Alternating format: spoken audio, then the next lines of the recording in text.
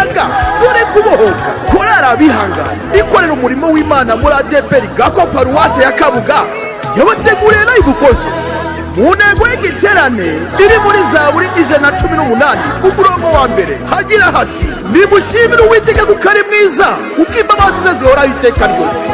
Tuzaba turi kumwe n'abari maso kwaya ndetse na Voice of Hope kwaya hamwe n'inshuti za Yesu kwaya.